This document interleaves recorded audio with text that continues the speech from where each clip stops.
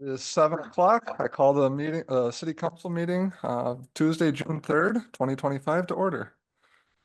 Clerk Hebert, will you please call roll? Councilperson Huckabee. Here. Councilperson Jensen. Here. Councilperson Lesko Hare. Here. Councilperson Schultz. Here. President Jekyll. Here. Thank you.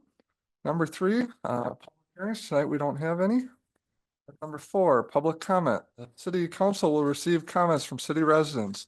Comments are generally limited to 3 minutes per individual. Anyone wishing to speak is required to sign up in advance or state the following items for the record when called upon. Name, address, subject matter, and contact information. No action will be taken on any public comments unless the item is also listed elsewhere on the agenda. Note for those following on Zoom, if you wish to speak during the public comment period, please raise your virtual hand through the Zoom, as the chat box is not monitored, and those attending the call must remain muted while if not recognized to speak. Tonight we have one person signed up for in-person. It's Joan Fitzgerald.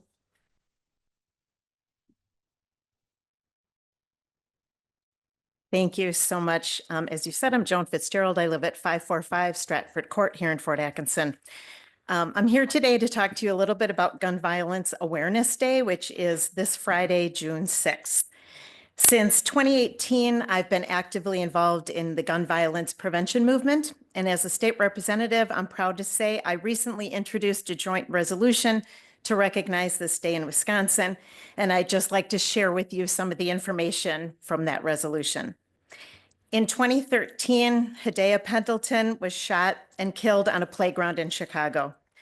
Her friends decided to commemorate her life by wearing orange, the color hunters wear in the forest to protect themselves. Wear Orange began in 2015 on June 2nd, which was her birthday, and is now observed nationally as Gun Violence Awareness Day on the first Friday in June. Raising awareness about and taking steps to prevent gun violence is as urgent as it's ever been. Firearms are the leading cause of death for children and teens in the United States, and the second leading cause of death here in Wisconsin. Every day, 125 people in the United States are killed with guns. Hundreds more are shot and wounded. And just to give you some context, when I started in this movement in 2018, that number was 100. So here we are now, 125 people on average every day. In Wisconsin, in an average year, 741 people die and 1,686 are wounded by guns in Wisconsin. Sad part about that, 64% of all gun deaths in Wisconsin are suicides. Every year in our state, an average of 15 women are fatally shot by their intimate partner. So this Friday, we wear orange and we take time to remember all those whose lives have been impacted by gun violence. It's time for all of us to take meaningful action to keep our families and our communities safe. Thank you. Thank you. Anyone else in person that would like to public comment? Anyone following on Zoom? Now would be your time to. Seeing none, we will close public comment. Item 5, consent agenda. The consent agenda outlined below is hereby presented for action by the city council. Items may be removed from the consent agenda on the request of any one council member. Items not removed may be adopted by one action without debate. Removed items may be taken up either immediately after consent agenda or placed later on the agenda at discretion of council president. I move to approve the consent agenda as listed, items 5A through 5E. Second. We have a motion and a second. Any questions? Seeing none, all those in favor, please signify by saying aye. Aye. Any opposed? Motion carries. Item 6, petitions, requests, and communications. 6A is presentation of the annual tourism report. Logan McCone from the chamber.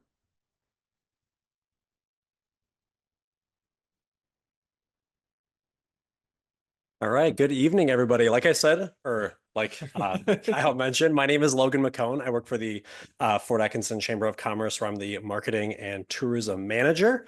I'm happy to be speaking with you all. I know my predecessor, I think, started the week that she started was last year's presentation, and so then she left before this one. So I will be presenting mostly on 2024 when I was not in the position, but we're going to also cover 2025 and some strategy going forward.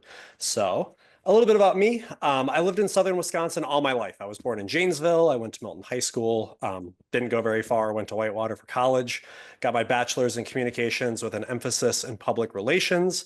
Went back to get my master's in mass communication, which I did in 2022. And now I'm living in Janesville. I just bought a house there in November. So love southern Wisconsin, love being in this area, and really excited to rep it for tourism. So when I think about tourism and the role of tourism, particularly with all the stakeholders, just to kind of explain how I see tourism and the role of all of us, my job and then all the people that I work with, our job is to create collaborative partnerships with the city, the Tourism Commission, and different tourism stakeholders to determine how best to market our strengths and draws to potential tourists.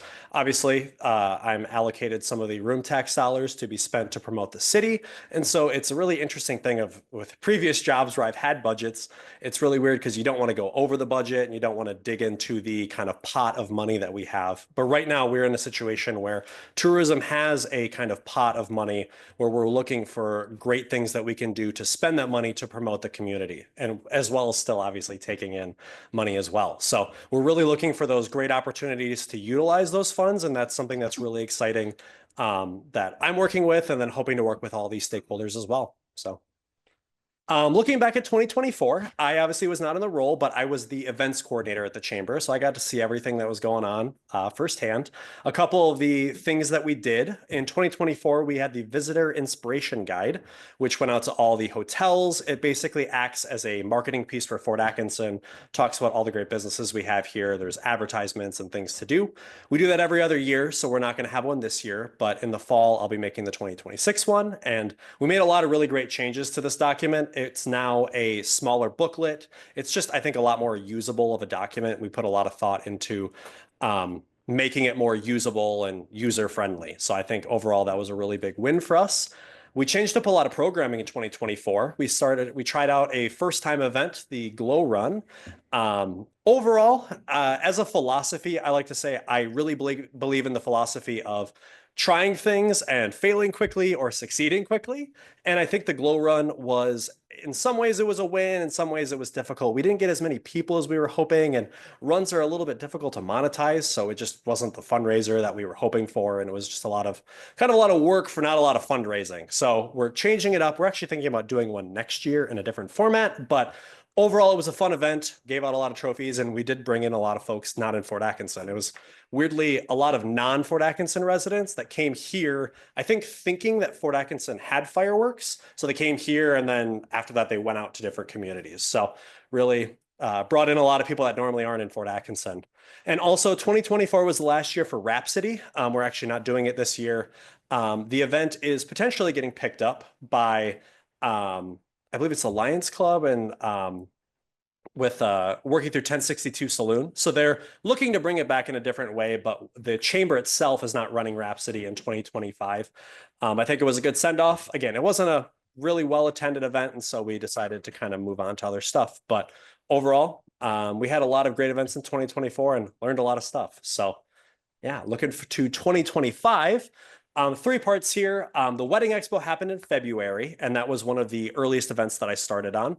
With that, we changed a lot of the strategy of it, going more towards digital first. A lot of the spend did still come from stuff like billboards and print because those orders were placed back in November. But overall, from the last 2 years, we've kind of discovered that that doesn't have a really great return on investment.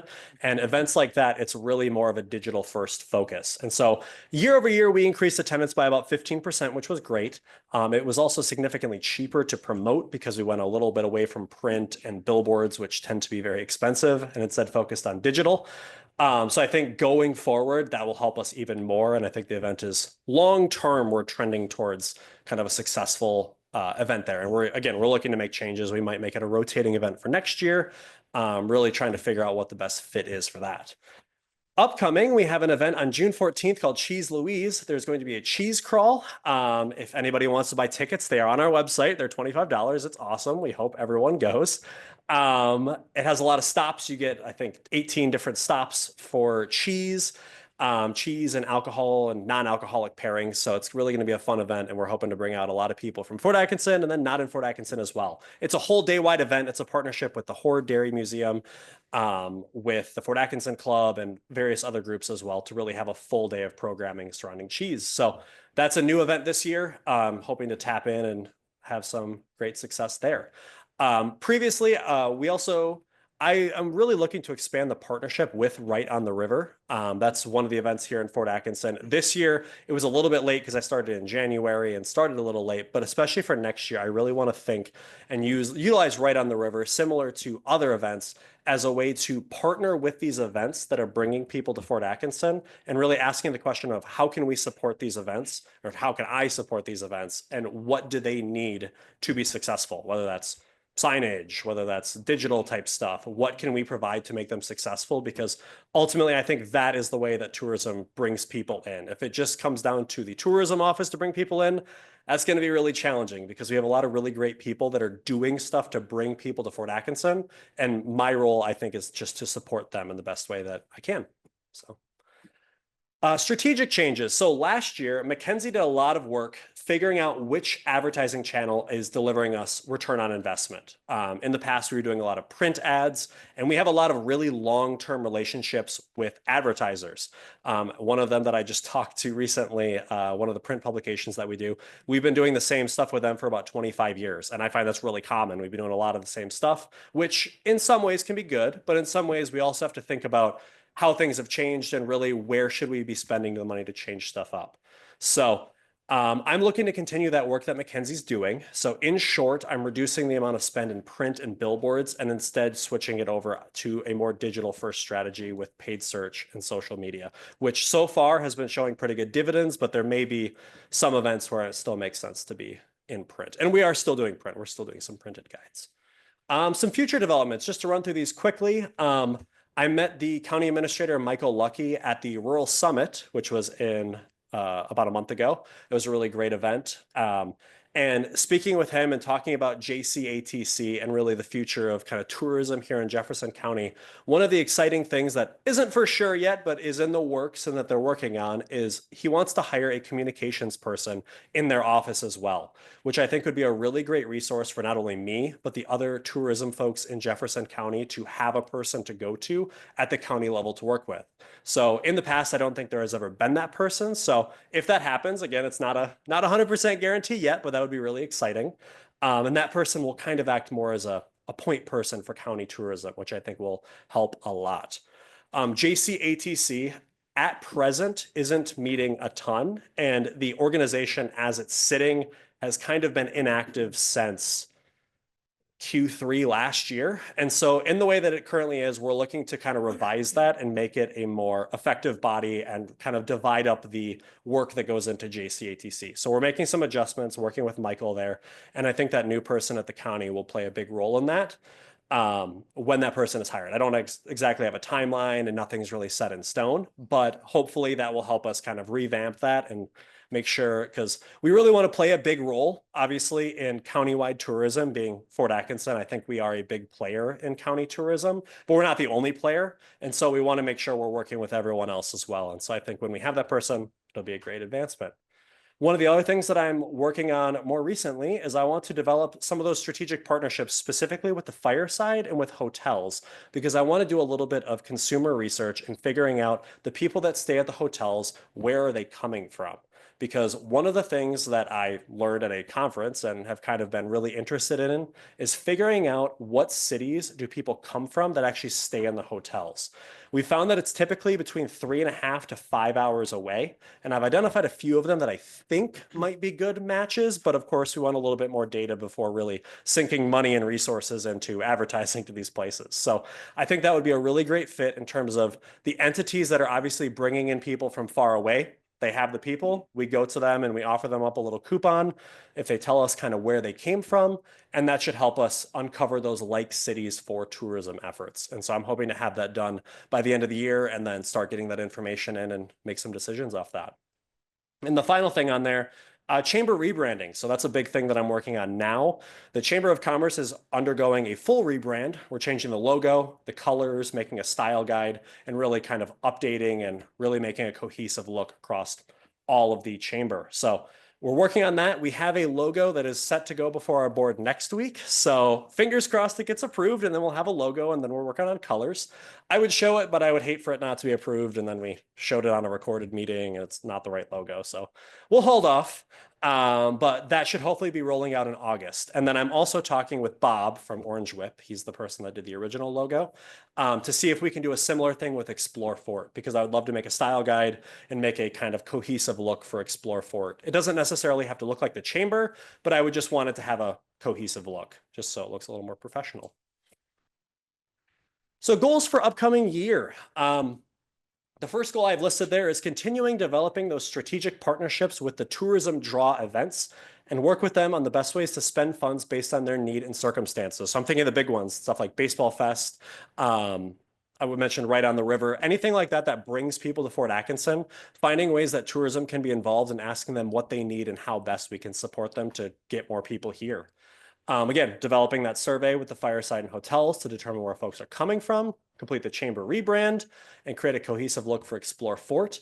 And another goal that I have is developing our capabilities for data collection. So in the past, I used to work for Blaine's Farm and Fleet in Janesville at their corporate office.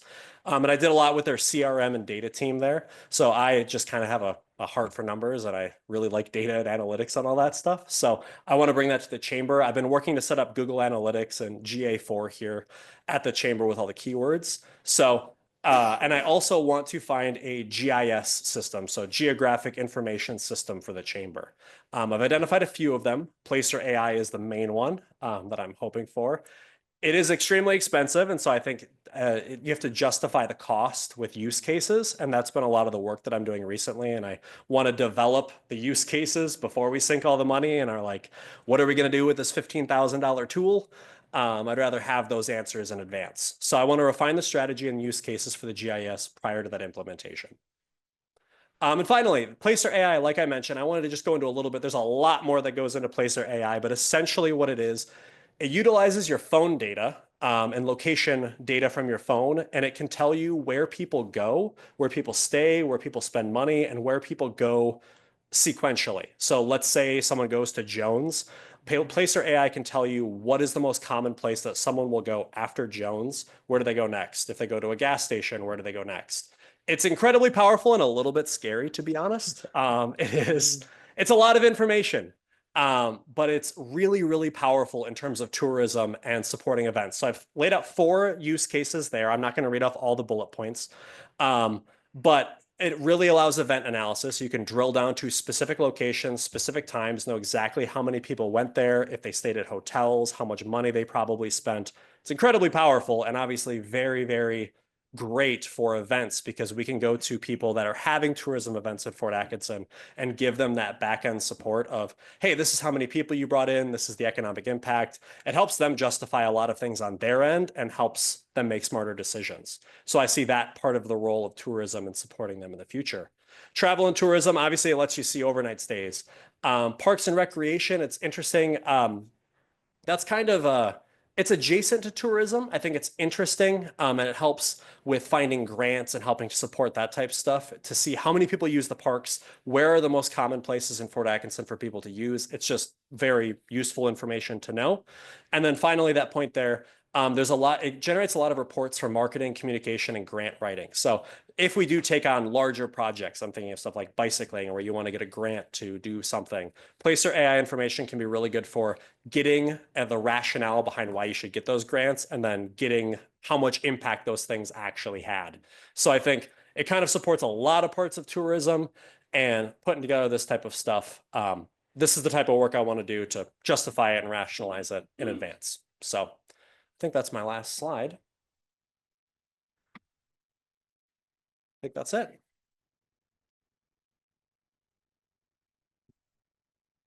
Oh, Logan, thanks for the report. Yeah. Question, how is the health of the room tax collections? Holding steady? you think? Yeah, it is holding more or less pretty steady. I think it was up a little bit compared to last year, but for the most part of the last 3 years, it has been pretty steady. Yeah. Any other questions? Thank you very much for Cool. presentation. Awesome. Thank you. Item 6B is presentation on the Main Street and Janesville Avenue corridor plans. Ben Rohr from Vanderbilt.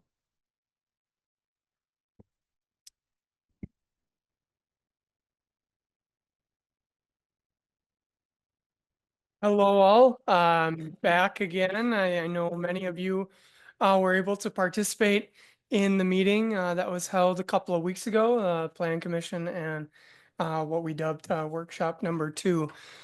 Today is the culmination of the work over the past year in which we have developed the corridor plans, both for Janesville Avenue and for Main Street. Today with me joining via Zoom is Josh Straka with Strand and Associates, traffic engineer, and then myself, Ben Rohr with Van Wall and Associates on the planning side, and we teamed up on this project. Starting just a little bit of context in relationship to how we got here. I don't have a full-blown presentation like last time because we did cover a lot of that.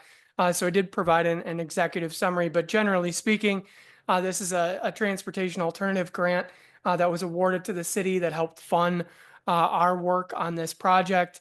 The process included a variety of different engagement opportunities, whether that's the public workshop last summer, a variety of stakeholder and corridor specific meetings with stakeholders that occurred through the summer and the fall, and then the development of the plan that was reviewed at the Plan Commission meeting that I mentioned just last week or 2 weeks ago.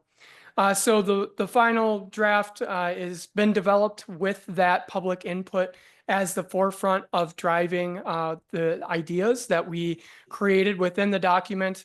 But just generally speaking, it is a long-term plan, meaning that we're not going to go tomorrow and implement all of the ideas in relationship to either of these two plans. It's going to take an incremental approach.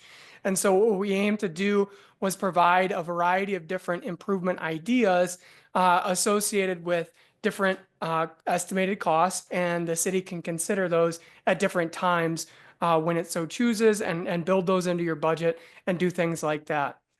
So the plans that are in your packet follow that general format of the ideas that we presented and that Rebecca has on the screen, project schedule, defining the purpose and goals and existing conditions. The one caveat that's a little bit different is within each of the plans themselves, we broke down the transportation features and the streetscape feature improvements individually. So they're located all on those summary graphics with the cross sections that we looked at in the Plan Commission and Workshop Number 2. But within each plan, there's a defined improvement page for each improvement that's listed. And the opportunities that are listed there, identify the location that corresponds to the graphic, but also some considerations. What should go into the planning, the detailed planning, I should say, of each implementation idea as you move forward. And additionally, there's the estimated costs. And then finally, the implementation phasing that we presented last time. We have it broken down into short, medium, and long term in terms of sort of the order of magnitude in which those costs would arise. Obviously, those are big cost figures, so we've included some ideas associated with some alternative funding sources that could be leveraged for a variety of those implementation aspects. So I want to finally recap that we did receive good feedback from the Plan Commission and the Public Workshop Number 2. Several of you contributed to that. We also had a variety of follow-up emails, documented all of that, not only within the plan, but within that executive summary that I provided. We did include those ideas within the plan itself as well. Several ideas were sort of supported through those comments. In addition, there were several other ideas that were brought to the table in relationship to things that could be considered when we go to the implementation phase of each of these individual projects. So we wanted to document those notes, make sure that they were captured so they can be considerations for you moving forward as you're approaching implementation. So overall, today is the culmination of this project. I will answer any questions. Josh is also on the line to answer any questions, but we appreciate the process.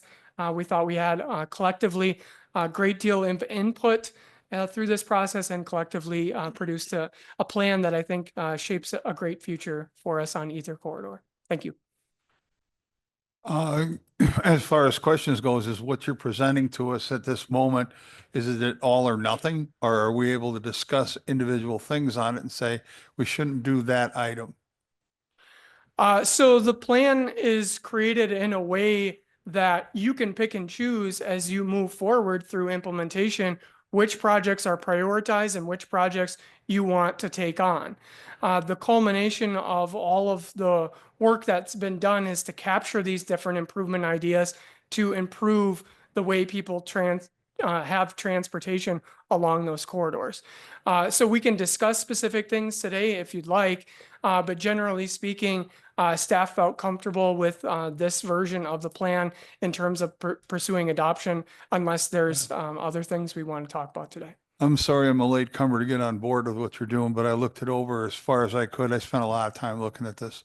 There's some straight out issues that are just lack intellect or common sense or both.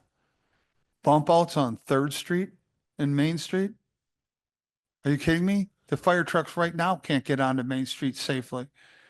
They're going to jump a curb and you're going to make Main Street 4 feet or so or 5 feet narrower? No, we wouldn't have the ability to change the right of way on the Main Street corridor. We talked a little bit about this during the last meeting, and it's a designated truck route along Main Street, and that comes associated with Wisconsin DOT funding support. And so there was an alternative that we explored through this process of potentially shortening or making the right of way smaller to accommodate larger sidewalks.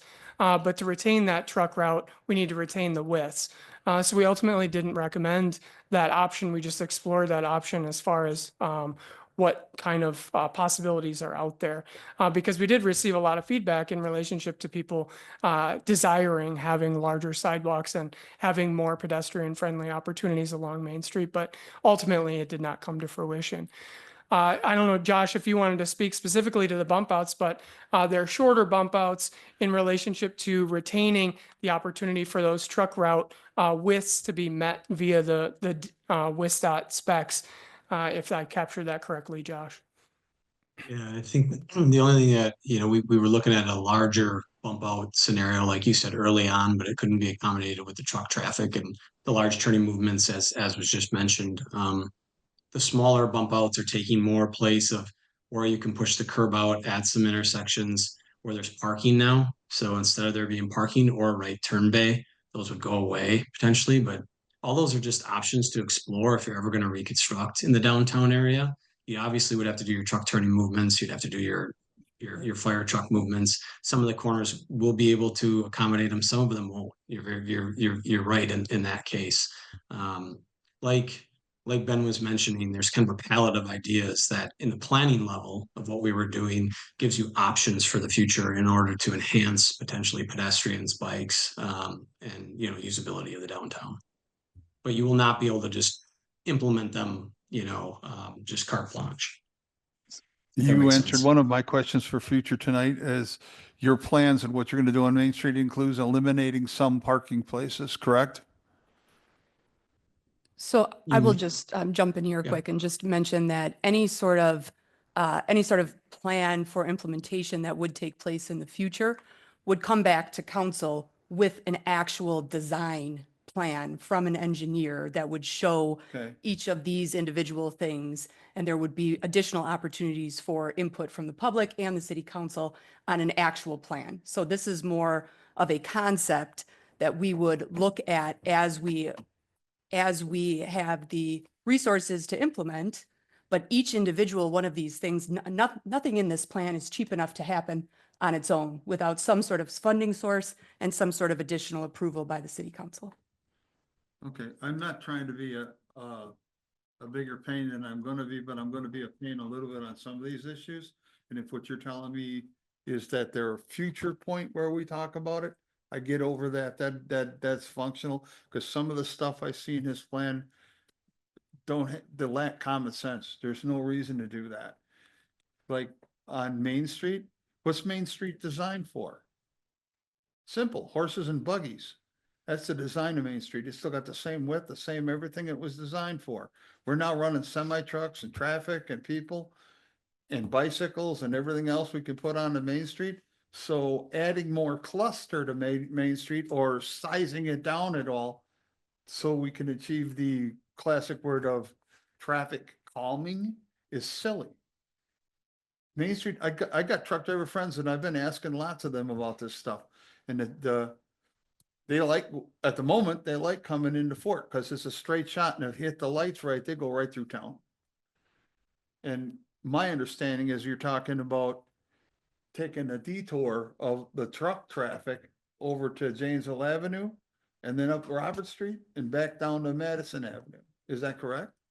The truck route would remain what the truck route is. There are options in the plan for encouraging trucks to take Rockwell or I believe it was 3rd Street over to Robert Street and then out Madison. But down the Main Street will remain a truck route. Okay, I'm majorly concerned about, I know downtown is jammed and you go down there with what we would classify as rush hour traffic. It's no fun. Robert Street Bridge experiences the same thing. For us to divert traffic onto Robert Street Bridge would be a disaster. As far as who waits how long, you'll have semi trucks backed up all the way to Main Street doing that. You can't hardly go across it in a reasonable time in a car, the way it's designed, and that one lane going either way and one lane going left. You wind up with a race at the end of it to see who's getting into it or trying to move over. It would turn out as a huge disaster to focus that much semi-truck traffic across Robert Street Bridge. And worse yet, you're gonna do that and then send it down Madison Avenue past Frosty Freeze? We're gonna crush some little kid. That's not designed for the amount of crowd that they got there, but it's immense. Those kids are everywhere. And it's sometimes the cars waiting to go in there, come out, go around the corner and up the street for a block. I mean, so for us to run that much more semi-traffic past it doesn't make no sense to me. Keeping Main Street or doing something to clean it up, I get that too. It's necessary to rethink it, but I've been in town long enough to see several changes to Main Street, repainted this way, restriped that way, and it never turns out to be really good. This is probably the best that we've had it in my mind, what we got right now. Before when it was 4 lanes, he maybe moved more traffic through, but my body shop fixed an awful lot of mirrors that were torn off by people crowding it. Again, I'm going to make a lot of comments. Hopefully tonight I get to talk enough. I'm not trying to make enemies out of anybody, but I'm concerned with what they're doing with those kind of issues. You're going to run stuff down Rockwell, or Rockwell could have been a whole lot nicer if we designed it a little different, but we had to have a big grass median. Now every kid that gets out of a parked car to go play soccer, not every kid, half of them get out into traffic. I've always been concerned with that. I'm wondering what day it is a kid gets out into traffic and he gets flattened. When you could have had angle parking there in a smaller median and they'd have never gotten out into traffic, ever. Thanks for letting me talk. You probably aren't used to me talking this much tonight. It'll be different. Well, I think it is important to bring forward like the point of view of everyone. These are suggestions, ideas that came up through work groups, 2 separate work groups made up of citizens, business, people representing business in town. And they are things that were identified by those groups and collected and put into a draft. And these are things that we could consider doing. Some short term, some medium term, some long term, and some will never likely happen. So, this gives us a draft plan to work from, and we will ferret out which things make sense, which don't, and future councils will decide those. Well, this makes me gonna want to run again because I want to be around to help solve these issues. Um, on your plan, the roundabout you're gonna put out by Quick Trip on the Janesville Avenue corridor, what size is it? The size of the roundabout? They must have big, small, little. What is the plan to put out there? Josh, if you want to take that one. Yeah, so they come in all shapes and sizes. You are correct, and they're kind of classified by their inscribed circle diameter, which is their outside diameter of the circle overall. A classic single laner will range from 140 to 160 feet. That would likely be a single lane. Obviously, you'd have to get into traffic analysis when you looked into that, but it would probably be around that if you had the space, 160-ish size. When you look at a roundabout too, some people right away will say, well, they're too small. You can't get a truck around them, right? Every time I see a truck go through them, they go up on that kind of colored island piece in the middle, and they're supposed to do that. That's actually a truck apron. It's meant for tracking. We want them to be somewhat tight so they can slow vehicles down and control traffic, and control what's called like a fast path through the circle. But yeah, probably around the 160-foot size. Again, details that you would get into far into design. I think Rebecca pointed out at the beginning of this, it's really just, I kind of think of it as, lack of better terms, this is kind of like a cookbook full of ingredients. By the time you were going to go down and look at that intersection, well, here's the things you could do, right? Roundabout's one of them, maybe realigning, it's one of them.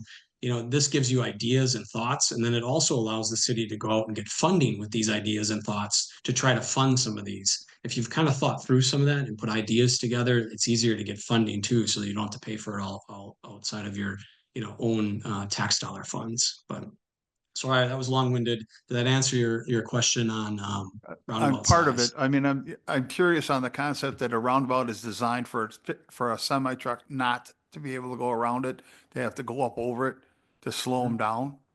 Yeah, Is that no, correct? not to slow the truck down, to slow vehicles down. So, when you look at a roundabout, this is something I do a lot of actually, for this state and other states. When you look at a roundabout, and you come into it, it's purposely deflected on the entry a little weird, where you kind of fishtail out and then you come in and then you're deflected as you go in. And then the center island's put right in the middle to slow you down too, where you have to go around that center island and then back out the exit.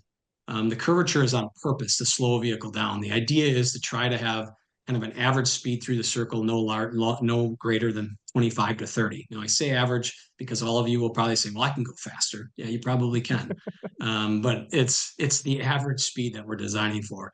To do that, we have to have a narrow entry, we have to have a narrow circulating lane and a narrow exit. But what you'll see at roundabouts sometimes is how you build in for trucks to actually make movements. The inside is always mountable for a truck. Sometimes you'll see the outside curb is mountable for a truck. They're designed specifically. We worked with the trucking agency, the DOT has for years, on how trucks maneuver those, how they're created and sloped so they don't tip loads when you're making U-turns or left turns, or even as they go through. So it's quite thought out of and how they operate and how they function. Okay, I'm gonna have throw a couple of items out there to challenge some of what you just said. Where are all the not all of the trucking, I couldn't say all of it, but the majority of trucking in the city of Fort Atkinson is on Janesville Avenue. You've got W&A Trucking, you've got Fort Transport, you got the bus company, you got several major businesses that need semis coming in to do deliveries and pickups. And they're all gonna go 2 blocks and be on a roundabout. Truck drivers don't like them. That much I do know. Then there's no amount of saying, oh, they like them. No, they don't. They don't like them because they don't feel safe on them. They're crossing over them all the time, and they don't make them feel safe. What would make a roundabout better than a 4-way light, a stop and go light? What would make it better, or why preferred over a traffic signal is your question? You could do either. They're two different tools in the toolbox. Why people do a roundabout over a signal? One, they're safer. So there's less accident scenarios and they're crash safer. I mean, it's been proven throughout the nation and in Europe that they're extremely safe. You don't have fatalities typically at a roundabout unless you have somebody in a motorcycle typically that's driving through them at high speeds. It seems to be the number one case of fatality. Whereas at intersections, you have T-bones, speeds are higher. You have green lights at intersections when people don't stop. Where at a roundabout, if you control speeds within 25 to 30 miles an hour, the severity is way down, reduced by about 75% compared to a signalized intersection. It also slows traffic along the corridor and it creates a gateway into the community. I'm just giving you some highlights on potentially why you would have a roundabout there. Would you have to put one there? No. It's just another option at that location through kind of the public involvement and kind of the user group. I do like some of what you guys are lining up, like the taking Hackbarth and rerouting it so it comes in at the end of Farmco. Farmco. That makes great sense to me. You get everything stopped, you get a good look, and you don't have to try and shoot through 2 lanes of traffic to get yourself on the next road, and pick timing to do that. I like that, but I can't see where a stop and go light there would be less safe than a roundabout. You bring the traffic to a complete stop. How can that be less safe than a roundabout where there's stay in motion? That don't make sense to me. You always have one green light and you always have people traveling at green light speed at roadway speed. So it's always faster speed at a signal when an incident occurs. One direction's traveling faster than the other. That's where the severity is typically. We can provide some literature on it. I have a hard time imagining all the truck traffic that we've got where people earn their living and pay their taxes in this city. They got to go on that roundabout right away. And I'm sure I'm comfortable saying they won't like them. They won't like it. But to put one there makes no sense to me at all.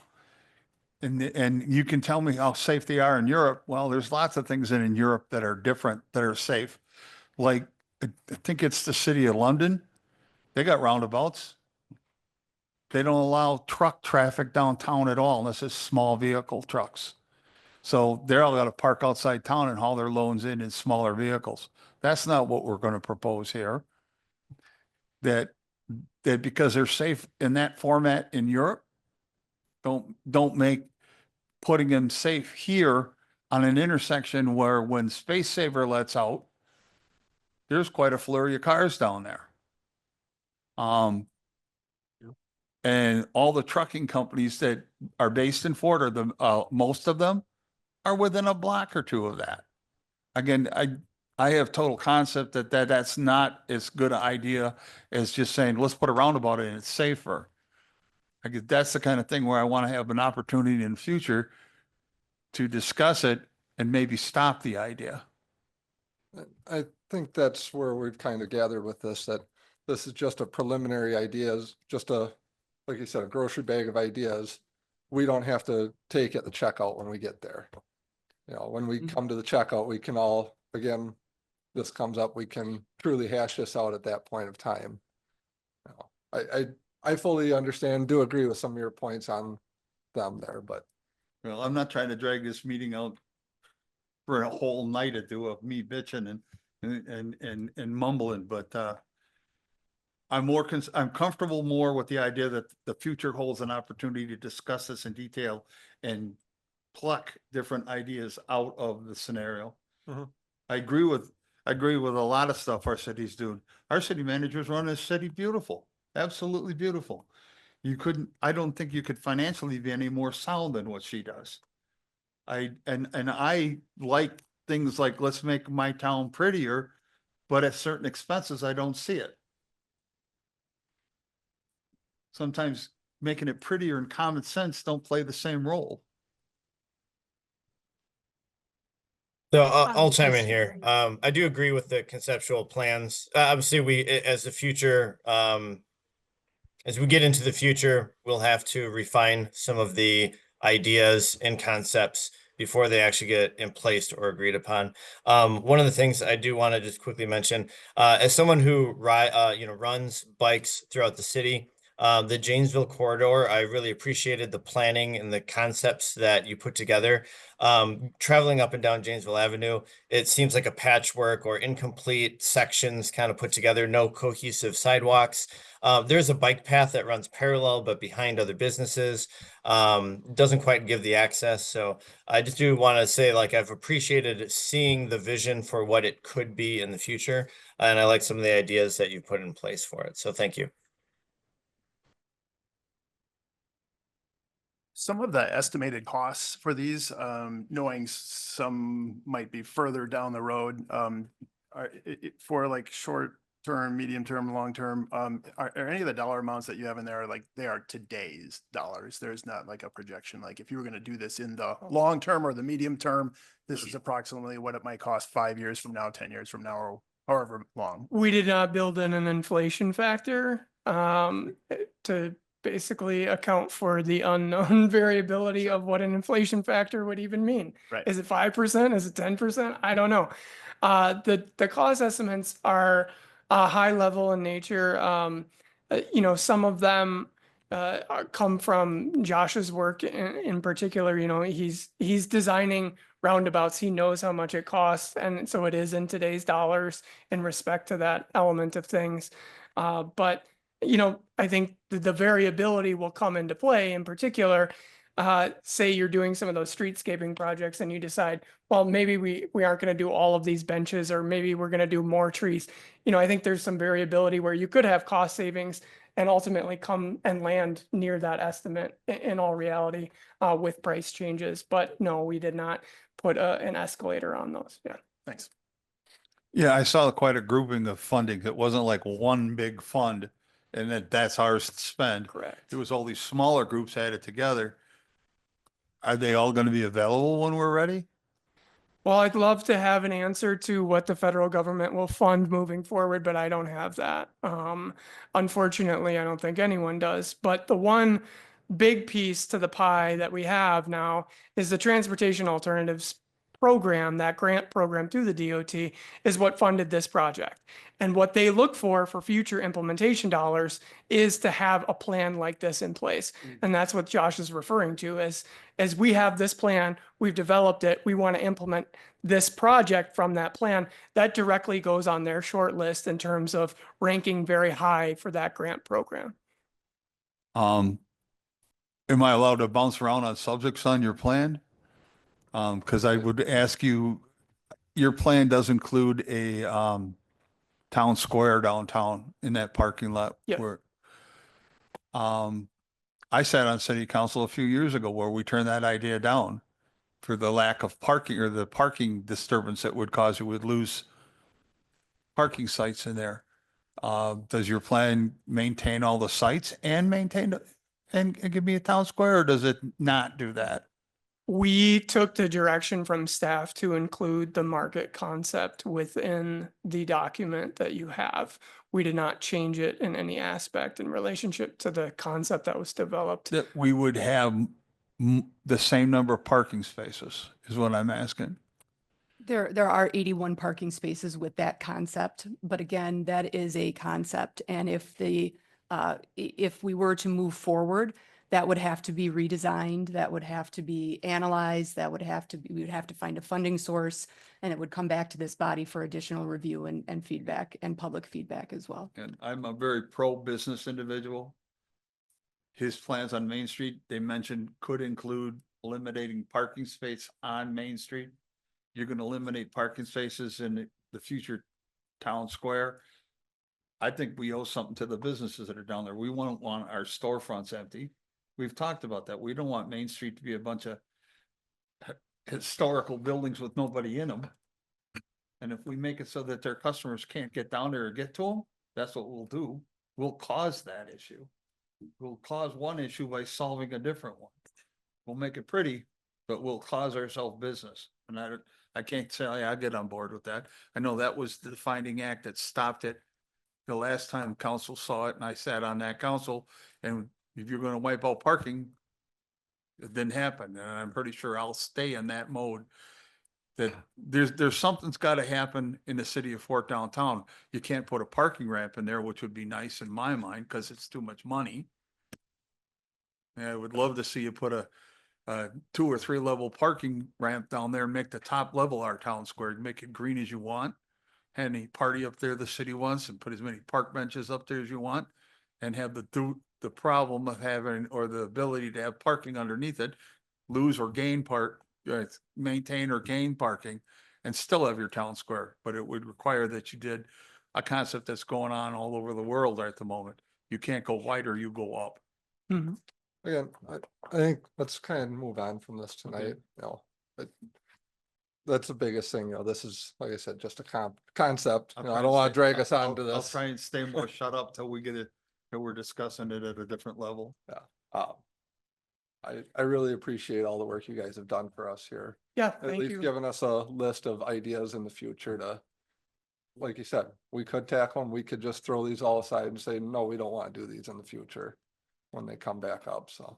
I I appreciate think it. that, yeah, the absolute key is that you've unlocked additional funding sources that could be used besides just city tax dollars by doing this plan. And those details will come with hopefully the ability to leverage those dollars. Thank you. Is Thank it you. possible for you and me to meet sometime and discuss this? I Or is think, that outside the rules somehow? no, I think that is something that I can work with staff on, but in relationship to today's action item, I believe it's proposed for adoption. Is that correct? Correct. And this would be the end of the contract for this project. But we can certainly continue the discussion, Yeah. especially when we start to talk about or think about timelines for implementation. As we've mentioned a few times, there are no funding sources for any of this. We do not have a timeline for implementation. There's our couple very minor items that were included in the 2025 CIP, a couple rectangular rapid flashing beacons. Those also, if we intend to do those would come back to council for additional design and input and feedback. Bruce, I would be more than happy to sit down with you and we can go through I the would love list that. of things that, make sense and don't make sense, and we can keep that filed for when we Some look of at those change for implementation. me by knowing the reason. Sure. Where I'm just looking at something going, I don't see the common sense in that. And I will And then just you show it to me. Sure. And I will just note that, Ben alluded to the public participation process for these plans. There was a wide variety of residents, business owners, people who are in the trucking industry, other people who use our city streets to walk and bike and drive. We had a really good cross-section of members of the public in the working groups, as well as in the initial meeting and then the work group meetings and then the additional meeting that we had in front of the Plan Commission. So there are a lot of people who are interested in this, and we want to. The point of this was to have these plans in place to unlock funding, as Ben alluded to. And with public input. And that's one of the things that the DOT looks at when they're looking at funding these things. Okay, well, what was the public input? And so we can show this plan and this process that we went through, and we did engage our community members in the creation and refinement of these plans. Okay, thank you. Thank you. Thank you, Ben. Thank you. Moving on to item 7, resolutions and ordinances. Tonight we have none. 8, reports of officers, boards, and committees. 8A is city manager's report. Thank you. I attended the Memorial Day parade on Memorial in our downtown, on Memorial Day, excuse me. I want to thank the Legion and organizers and participants, as well as city staff who assisted in creating a safe environment for our community to gather together in remembrance of those who served our country. We held 2 all-staff meetings last week. So twice annually, we meet in a group with as many of our city staff members who can attend. I present updates and information, and they ask questions, and we really connect to each other in support of our larger mission of public service. The University of Wisconsin Whitewater's Enactus team, an organization that uses business as a force of good to improve people's lives and their communities, was named the 2025 Enactus USA champion last week at that Enactus United States Expo in Kansas City, Missouri. The group will now represent the United States as Team USA in the Enactus World Cup in September in Thailand. The talented students engaged with our Fort Atkinson community this spring through the Boost Fort Atkinson project that brought Tidy Tales downtown. So I just want to congratulate that group and wish them the best of luck at their international competition. I volunteered at the Base Wings and Wheels event on Sunday at the Fort Atkinson Municipal Airport. It's a great annual event that serves as a fundraiser for Base and also shows off our airport and the generosity of our local pilots. I want to thank Chem Air Helicopters, the Kiwanis Club, and all the sponsors, volunteers, and attendees who participated. Councilmember Johnson was there. We had a significant turnout, about 510 people. So that was great. Staff continues to work with our 5 town partners on new 10-year fire and EMS contracts. We had a productive meeting on June 2nd, and we will have another meeting on June 16th, where we hope to get more details of those contracts in place. The Horde Museum's peonies are in bloom. So the museum is home to the largest public collection of Anderson intersectional peonies, which were developed by Fort Atkinson's own Roger Anderson. On Saturday, May 31st, the museum recognized that Fort Atkinson was again named the Intersectional Peony City of Wisconsin by Governor Evers. At that event, the museum also celebrated that the Anderson Peony Garden was named a reference garden by the American Peony Society, and representatives of the American Peony Society and the Wisconsin Peony Society, Roger Anderson and many other museum volunteers were present to celebrate that. So I want to congratulate everybody on that honor, and they are quite beautiful. So go take a look at them. There will be an electronics and appliance recycling event on Saturday, June 7th at the Lake Mills Light and Water Department from 8 to 11. Check out this county's website, Jefferson County's website, for more information on that. And our water utility is hiring a crew person. So applications are being accepted until June 8th. And more information on that is available on the city's website. Thank you. Thank you. Item 9 is unfinished business. 9A is review and possible action relating to the proposed Main Street corridor plan. Zoning Administrator and Building Inspector Drager. Hello. Well, we just discussed portions of these. I will just point out that I know we hashed this out, but it is meant to just be a toolbox of ideas, and not any specific part of the plan is being approved through this process. It's opening up funding sources, and each individual portion and any proposed improvement would go through a full design process, full review, and possible approval by city council.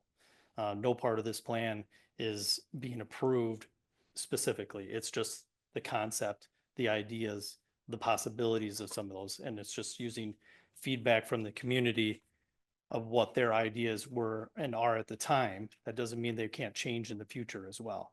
And that's why it's documented throughout that, what people's community members, what their opinions were at that time and the input at that time. I appreciate the concept, what you're telling me, and I get it, that tonight isn't about approving it as is, period, it happens. Mhm. So moving it along to a position where those answers can be achieved, I get that. I'm not going to try and stop that. Understood. Yeah, I just wanted to give a little bit more feedback on that. That at no point is any part of these plans, specific part of those being approved right now. It's just the idea, the plan for it, and the potential for the added funding that we could be eligible for. I will just add one quick thing as an example of this. In 2022, the city council approved a CORP, or a comprehensive outdoor recreation plan. We needed a plan in place to be eligible for DNR stewardship grants. The next year, in 2023, the city received a $100,000 DNR stewardship grant to support the Homerson's Pond project. So these, the requirements of some of these agencies to have plans in place that incorporate public input there's a reason for that, and they allow us to be more successful with grant dollars in the future. I'll be welcome to any questions. None, I'd be looking for a motion from anyone. I move to approve the proposed Main Street corridor plan. Second. We have a motion and a second. Any further debate? Seeing none, all those in favor, please signify by saying aye. Aye. Aye. Any opposed? Motion carries. Thank you. Item 9B is review and possible action relating to the proposed Janesville Avenue corridor plan. Follows the same thing, I assume, so. Yeah, I don't have much else to say about it. I move to approve the proposed Janesville Avenue corridor plan. Second. We have a motion and a second. Any other debate? I would just say hopefully that as this gets fleshed out more over time, that there are items that interest a wide variety of people, truck drivers, bicyclists, pedestrians, businesses, citizens, people who come to visit here. And so I hope that we remain open to like seeing the perspective of all those, and every one of them is important and they're part of the discussion. Good to bring up. I would love to see more public awareness because a lot of the people I talked to said, we're doing what? Well, Had and I no think, clue. right, and I think the key thing there is like, this is a plan, this is a draft plan. This gives us some ideas of things we could build toward. And they certainly will change over time, no doubt. And so if the impression is that like whatever was in here right now is what things are going to look like a year from now, 2 years from now, 5 years from now, like not at all. Like this is conceptual right now. Okay. Anything else? Okay. All those in favor of the motion, please signify by saying aye. Aye. Aye. Aye. Any opposed? Motion carries. Thank you. Thank you. Item 10, new business. 10A is review and possible action relating to a request for a proposal for residential garbage and recycling collection services for the city of Fort Atkinson. City Manager Hausman. Thank you. So the city has had an agreement for the collection of solid waste and recycling materials with GFL, or GFL and their predecessors since 1998. However, in December of 2024, the council approved an amendment to that agreement that resulted from negotiation between city staff and GFL. And that change included a slight cost increase for 2025, changes to the bulk pickup program, and then termination of the agreement as of the end of 2025. So as such, the city has developed a request for proposals to seek proposals for garbage and recycling collection services for the city. The RFP is included in the packet. What we're asking for is proposals that include fully automated curbside weekly garbage collection, fully automated curbside every other week, single stream recycling collection, and bulk item collection provided for residents on a per call basis, curbside at a predetermined price billed directly to the resident. We also are asking for 2 alternate bids. One alternate bid is for fully automated curbside single stream recycling weekly, and the other alternate is a monthly collection and disposal of bulk items that don't fit in the cart at no charge to the resident. So we're going to get a good cross section of the types of costs, and then from there the city can and the city council can determine the service level and the cost associated with that service level. So we do have proposals, or proposals will be due to city staff for review by June 27th.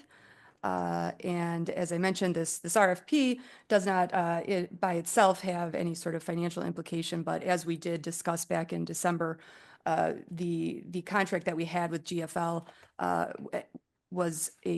a very small annual increase. It was limited to half of the consumer price index increase annually.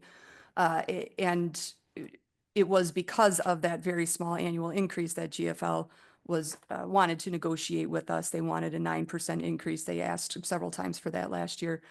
We said no, but it will be indicative of proposals from other companies. I would guess would be significantly higher than we are currently paying. We have levy limits provided by the state of Wisconsin, so raising more property taxes to pay for additional or just the same garbage and recycling service probably isn't an option. So we would have to look at other options for paying for this. And some of those options include either removing those funds from the tax levy and placing them on a bi-monthly utility bill for the folks receiving the service, or removing them from the tax levy and placing them on the annual property tax bill as a separate item. So that will be a decision made by the city council after we understand the costs of these proposals. So we'll put that kind of, press pause on that one for a while until we understand what the actual cost will be. But at this point, staff does recommend that the city council authorize the city manager to publish and post this request for proposals for residential garbage and recycling collection services with a due date on June 27th. I would be happy to answer any questions from the city council on this. Is there a potential we will not have a service? I would not have that be an option. So we'll put the RFP out, we'll get proposals, and we'll look at those proposals, and we'll see which is in line with both our ability to pay and our requirement for service level. And, I would anticipate there being multiple proposals. But as of right now, we do not have a service as of January 1, 2026. Okay. I'll just say, I'm glad, it's been brought up several times in the past of the recycling. I'm happy to see that you're asking for them to put out for a weekly service pickup. I know previously you've said it costs quite a bit more, so it'd be interesting to see what that costs and if it's feasible or not for the city. I move to authorize the city manager to issue a request for proposal for residential garbage and recycling collection services for the city of Fort Atkinson. Second. Okay, a motion and a second. Any further questions? Seeing none, all those in favor, please signify by saying aye. Aye. Aye. Any opposed? Motion carries. All right, item 10B, review and possible action relating to the replacement of an old flight submersible pumps in the Sherman Avenue and Water Street lift stations. Wastewater Superintendent Sweeney. Thank you. Good evening. The Sherman Avenue and Water Street lift stations were constructed in 1982. They are designed to pump wastewater from the downtown area to the gravity main sewer. Each lift station contains 2 flight submersible pumps that are approximately 20 years old. The Sherman Avenue lift station has 2 3-horsepower flight submersible pumps, and the Water Street lift station has 2 5-horsepower flight submersible pumps. These pumps are at the end of their useful life and are in the 2025 CIP for replacement. In addition to their age, there are inflow and infiltration issues, meaning the stormwater and groundwater enter the sanitary sewer system and end up being treated at the wastewater treatment facility. When heavy rain falls or the river begins to rise and flood, these lift stations have difficulty keeping up. Staff can put much older, larger spare pumps in when this happens, but they need to be wired differently. The cords run across the ground to the cabinets. It's just not a good sustainable option for us. Replacement of the pumps represents the first step in the process of updating these lift stations. Staff is recommending the purchase of larger pumps, 2 5-horsepowers to go in at Sherman Avenue and 2 7.5-horsepowers to go in at Water Street. The purchase of on-site generators are also in the CIP for this year. And then next year, we intend to update the controls to make it all work together. Xylem Water Solutions is the only manufacturer of the flight submersible pumps. Staff continues to be satisfied with their performance. The cost for this is the 2 5-horsepowers going in at Sherman are $26,341. And then the 2 7.5s that would go in at Water Street lift station is $36,061. Staff recommends the council approve the purchase of 4 flight submersible pumps from Xylem Water Solutions, not to exceed the cost of $62,402. I have a question for you. Okay. This will solve the problem of the cross contamination that you get when we have a lot of stormwater. It doesn't solve like the cross contamination problem at all, but it will help that we don't have to switch pumps all the time and That put was in the bigger, part. older ones and have safety hazards running from the cabinets across, the entries to the lift stations, Yep. especially because they're in public places and public parking lots. So it just Okay. makes it much better for us and for everybody else. Perfect. Thank you. Yeah, no problem.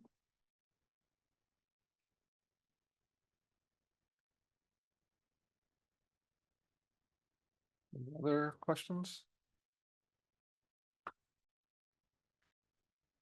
I move to approve the purchase of 4 flight submersible pumps for the Sherman Avenue and Water Street lift stations from Xylem Water Solutions USA Incorporated for a cost not to exceed $62,402 using wastewater utility CIP funds.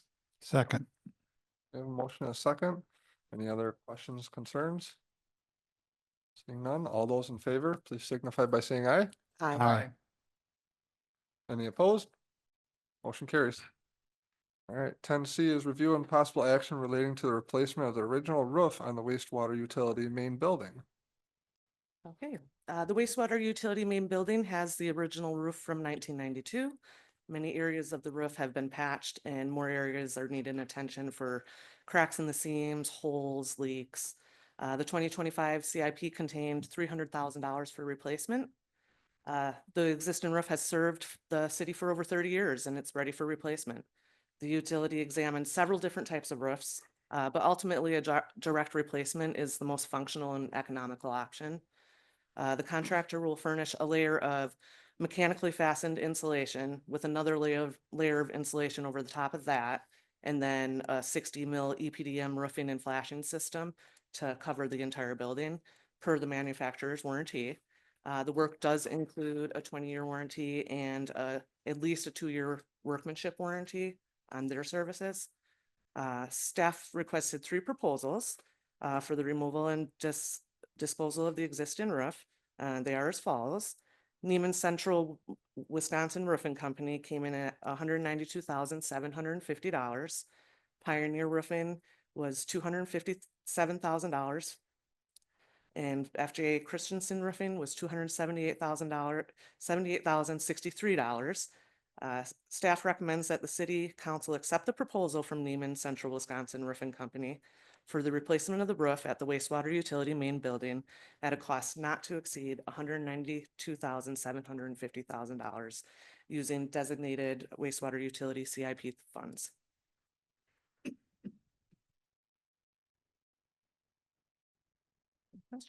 Glad to see we've gotten this many years out of a roof. Yeah, it was leaking pretty good in the shop today. Do you have any familiarity with Neiman Central? I do. I had talked to Janesville water or wastewater utility plant just got theirs done, and Wausau. And they did I believe it's the Waupun prison. So they do a lot of work around here. Nice job getting a lower bid than a couple of them were by a sizable amount of money. Well done. Thank you.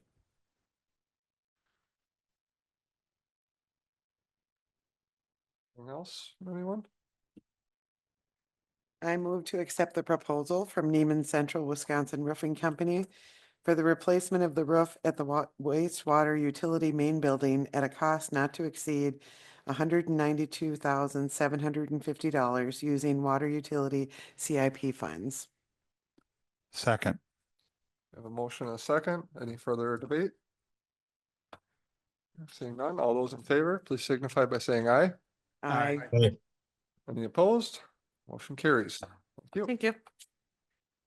Item 10D, review and possible action relating to the alcohol license applications for the licensing period of July 1, 2025 through July 30th, 2026. Clerk Everett.